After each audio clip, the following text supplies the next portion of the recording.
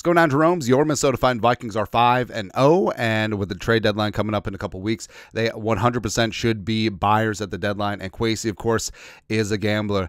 Reading people's faces. Right, making the deal for T.J. Hockenson 2 years ago. Kwesi ain't afraid to swing away, and also F them picks. Right, I understand that the Vikings are a little bit gutted for draft picks because of moves that they made in this year's draft to secure J.J. McCarthy, to secure Diamond Dallas Turner, which is fine. But also, so we talked about the impact of the rookie class so far this year. It's been kind of nil, outside of Diamond Dallas Turner and Will Rackard a bit. But you already have your quarterback of the future. Right, and in terms of the depth of this team is deep. There's a reason why the rookies aren't contributing, and it's no aspersion on them. But on both sides of the ball, there's a lot of talent there. Now, some of these are veterans that are on one-year deals, and the Vikings should and could look to supplement that. But draft-wise, like, you have a chance to do something special here.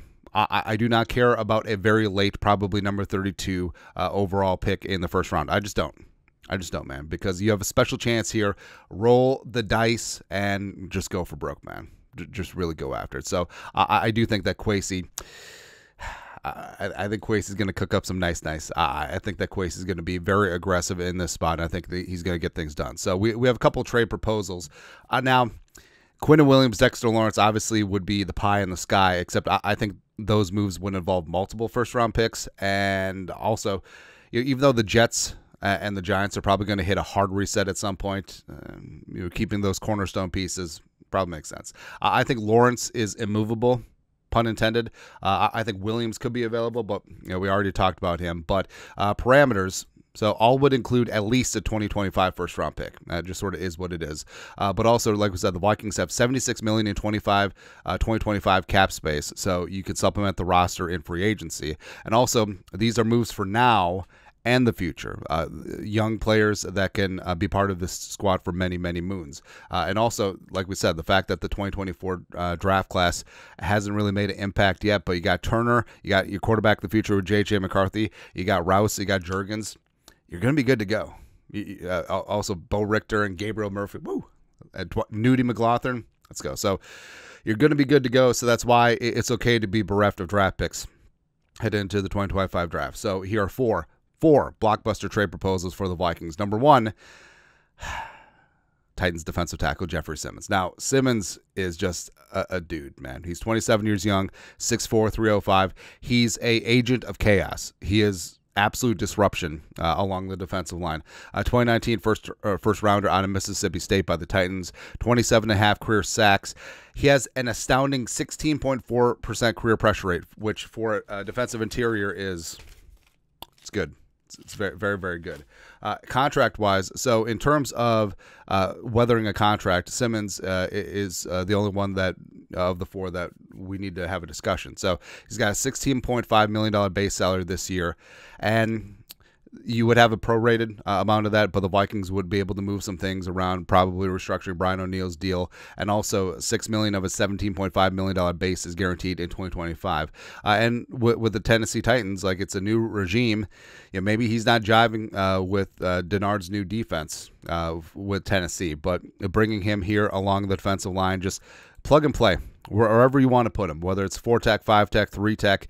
That's something that the Vikings have been lacking. Like, Tillery and Bullard have been fantastic. Same thing with Harrison Phillips. He's playing his balls off. But just in terms of someone on third down for what that can blow up a B gap, I do think that LDR could be that guy too. But Simmons is already proven, right? And you can afford the contract. Adding Simmons to this front seven, not only, well, the Vikings already have the best front seven and best defense in the league, but this would be purple people eaters adjacent type move. I would absolutely love it. Next up, Jets center/guard Joe Tippmann. This one's going to be controversial. So first off, Joe Tippmann has glorious locks. Like, it's not quite Diamond Dan Feeney. Oh, where'd you go? But it's certainly up there, man. But Tippmann, so this would be interesting because Jets already fired Salah. Rodgers probably retiring after this year to go to a cave and smoke crack. Joe Douglas is probably dead man walking. So they're going to have a hard reset with the Jets. And Tippmann is a really solid young player, but I feel like they would be tempted by the draft pick. So Tippmann, 23 years young, 6'6", 317, 23 second rounder out of Wisconsin. Stupid Badger, but don't hold that against him. He's a plus athlete, great size, can run gap, can run zone, high football IQ as well. And yeah, he does have center and guard flexibility. And this is 100% replacing Garrett Bradbury, right? So you bring in Tippmann, maybe he flirts with that right guard spot to start. You bench Ed Ingram, Reisner remains on the bench as depth, and you go from there. So Darrisaw, Brandel, Bradbury, Tippmann, and O'Neal. But the plan all along is eventually have Tippmann take over at center, right? Because Bradbury, I like that he's still average, but the back injuries scare me. Age is starting to become a factor, and if you can get a 23-year-old, a 6'6", 317 center, you do it. And Tippmann could be the Vikings starting center for the next 15 years. Right? So even though, yeah, the Jets spent a second rounder on him last year, but it's going to be a new regime coming in eventually. But make this move at the deadline. Offer the first round pick. Hell, offer Garrett Bradbury. Don't care. Don't care. Make that move. Next up, number 3. Jaguars running back Travis Etienne. So this one's interesting because Etienne is still a very productive player, and he's only 25 years young, 5'10", 215, was a 2021 first rounder, number 25 overall by the Jaguars. Because you remember they're keeping Trevor Lawrence and Etienne together. The pride of Clemson. Has had 2 straight 1,000-yard seasons. Receiving wise, really damn solid as well. 109 catches, 883 yards, receiving a touchdown on 140 targets, 12 total touchdowns in 2023. Now you may be asking, why would they move him? For whatever reason, they really love them some Tank Bigsby, and it's become a bit of a timeshare in Jacksonville. Plus, I mean, the Jaguars are going to be punting on the season very, very soon. Hey, congratulations for beating the Colts in your own building, but it's coming. It's coming.